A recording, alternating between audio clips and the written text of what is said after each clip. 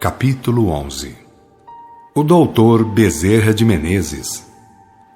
Raríssimas são as pessoas que, encarnando, trazem lembrança das vidas pretéritas e dos encargos que as trouxeram ao mundo. Entretanto, os espíritos de escola sempre trazem o poder intuitivo em grau superior, tendo por isso um inato sentimento da verdade e da virtude, inclinando-se, pois, aos trabalhos de ordem celestial.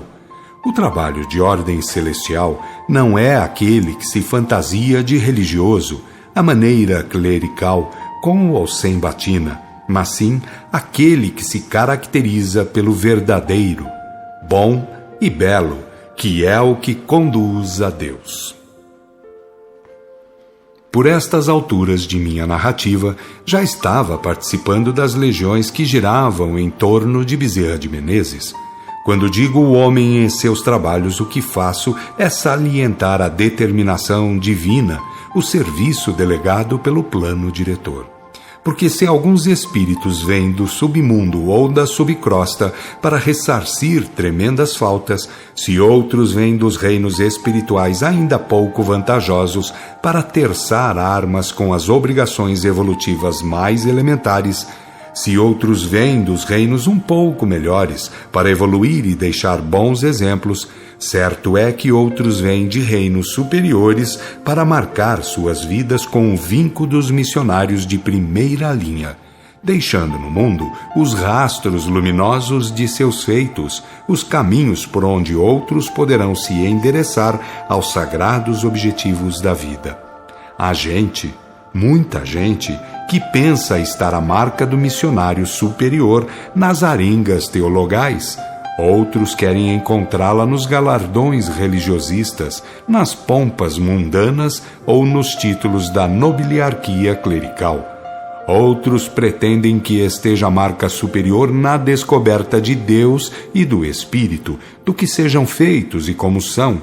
Porém, a verdadeira marca está no serviço do bem, no amor pelo próximo, na renúncia de si mesmo pela melhora alheia. Deus não é o produto das elucubrações humanas. Tudo quanto existe, material e espiritualmente, não é pelo desejo humano. O movimento a que está sujeito é por Deus e não pelo homem. A evolução das almas não foi programada pelo homem. A responsabilidade é acima de cogitações humanas. A reencarnação, a comunicação, a habitação cósmica e a sagrada finalidade, tudo é por designação de Deus. Tudo está totalmente acima do que podem os míseros vermes que ainda somos. Portanto, havendo o que seja de nossa vontade apressar ou não, isso é a realização em nós mesmos da verdade e da virtude, isto é, identificar com a verdade e viver com a virtude. Se a moral for esquecida e o amor desprezado por qualquer motivo que se pretenda pôr em jogo, tudo estará muito mal, porque essa alma deitará para longe de si a luz e a glória, caindo em sofrimentos tremendos, até o dia em que, reconhecendo os desígnios de Deus, venha a trabalhar em si mesma pela verdade e pela virtude. Não importam as posições sociais, não há que considerar a cor ou a nacionalidade, tampouco observar o homem pelo prisma do seu culto sectarista, porque os fatores de ordem essencial, como a moral e o amor, únicos que conduzem à verdade e à virtude, não reconhecem tais argumentos, sem ser, em muitos casos, para tanto mais responsabilizar. O divino modelo não apelou para estes e para aqueles ramos do saber dito humano, mas, pelo contrário, apelou e mandou apelar para a suprema cátedra, que é amar o quanto seja possível. Porque não existe saber algum que, mal aplicado, seja caminho de glorificação. E o médico Bezerra de Menezes, defrontando a vida dos semelhantes pela senda pura da medicina, compreendeu que o semelhante, branco ou preto, rico ou pobre, doutor ou analfabeto, nacional ou estrangeiro, religioso ou ateu, era alguém que vinha de Deus, que estava acima de suas forças poder julgar. Se no pouco o homem é tão pequenino, pensou e sentiu ele, como poderá ser grande naquilo que cabe a Deus, somente a Deus querer e determinar? E tendo assim compreendido a religião da verdade e da virtude, enveredou por ela e deu de si por toda a vida, o que podia dar. O missionário tinha, no plano carnal, encontrado a porta do reino de Deus. Sabendo ou não, o plano invisível estava sempre a postos. O médico da matéria fazia o que podia e o mundo espiritual agia segundo outras ordens, limpando aqueles que se fizessem dignos de limpeza. E os trabalhos doutrinários foram tomando conta do médico, colocando-o em plano superior, exigindo mais trabalho, a fim de traçar as metas futuras, a fim de sulcar a terra para que outros, mais tarde, em tais sulcos, encontrassem as veredas a serem abertas. Bem sabemos de multidões de almas desencarnadas que em seus trabalhos doutrinários encontraram o caminho da recuperação. Digo recuperação, porque a libertação está no grau crístico. Quem está sujeito ao processo evolutivo não está livre de cair e de ter que levantar para prosseguir a jornada. Não está liberto, porque a libertação é a superação das reencarnações obrigatórias. E os realmente libertos, os cristos ou cristificados, quando encarnam é por vontade própria, como Jesus os salientou, afirmando que viera de espontânea vontade. E no primeiro trabalho espírita em que tomamos parte, por causa da designação do diretor da região, tivemos o caso seguinte.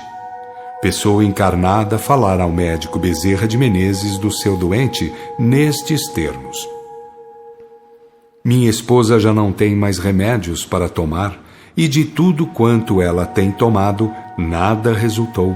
Agora alguém falou no Senhor, e eu estou aqui.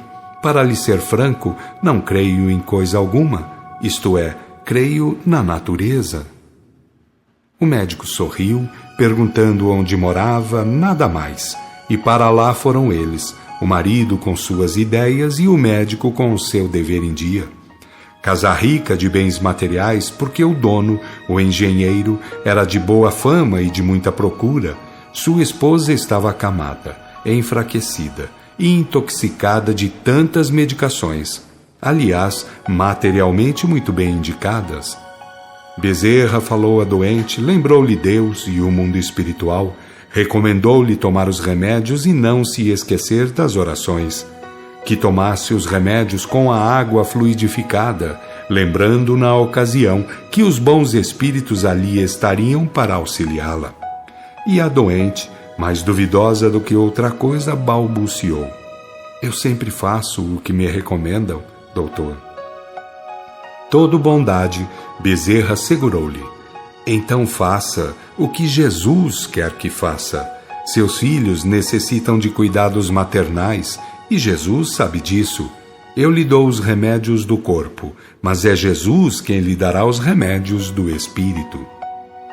Como fala com tanta certeza, doutor? Inquiriu ela. Porque Jesus é quem realmente cura, minha senhora. Nós, os médicos, apenas remendamos alguma coisa.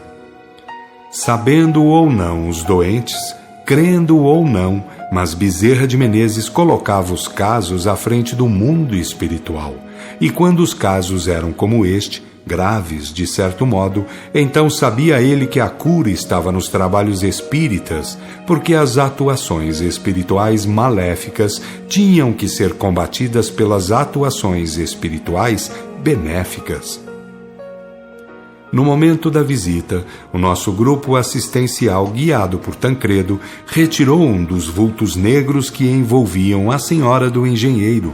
Afinal de contas, se o marido não acreditava em Deus nem nos espíritos, isso não fazia com que a realidade dos fatos deixasse de ser aquela. e se a esposa duvidava de tudo, nem por isso tinha menos do que 2 vultos negros colados a ela. E para nós, uma vez mais, a rica miséria do homem falecia defronte ao pobre realismo da verdade. O vulto negro, retirado no momento do receituário, uma vez sujeito ao nosso processo de tratamento, revelou-se uma nobre dama, nobre para os galardões do mundo, que compartilhara com ela de afrontosos atos contra a lei de harmonia, lá pelos meados do século XVII. Foram familiares e agiram monstruosamente contra pobres escravos e outros servidores. Suas vontades eram leis, e quem tinha o poder, tudo fazia para agradá-las. E uma vez colocada em condições de falar, reclamou respeito à sua posição. O nosso instrutor e dirigente Tancredo nem para seu criado poderia servir, pois o principal em um criado é obedecer cegamente, assim reclamava ela. Depois de dar-lhe total liberdade, sem nada lhe explicar do que estava ocorrendo, Tancredo achou que era hora de avisá-la. Irmã, a morte física deu término aos seus títulos mundanos faz muito tempo. É apenas um espírito sofredor, retirado de junto de alguém que também participou dos mesmos erros e crimes. Irritada, gritou: feitiçarias é para escravos, desapareça de diante de mim que eu mandarei esfolar vivo. 5 servidores estenderam contra ela suas mãos, projetaram forças energéticas e fizeram-na dormir. Após, foi reduzida magneticamente, tratada em nossas estufas e logo mais encaminhada a uma nova romagem carnal. No seu roteiro da vida estava escrito que nasceria uma pretinha muito pobre, casaria muito cedo, teria vários filhos, ficaria viúva e teria que lavar muita roupa a fim de enfrentar a triste situação. Quem estava perto do servidor que lia o programa comentou: teve títulos, riquezas, extraordinária formosura e pagou bem pelos escapulários religiosistas. Como consequências, teve as trevas do mundo astral pelos tempos que a justiça divina determinou, sendo agora obrigada a encarnar assim e para esse programa. Observemos bem, portanto, que fora da moral e do amor, tudo são caminhos de perdição.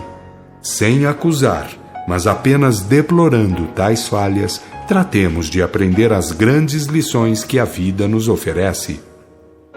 Um novato perguntou: resgataria ela todos os débitos com essa vida? O comentarista perguntou para dar a resposta certa: quem pode garantir que não venha a fracassar de novo? E diante do mutismo geral, do pesaroso mutismo, convidou ele a fazermos oração pela pobre irmã.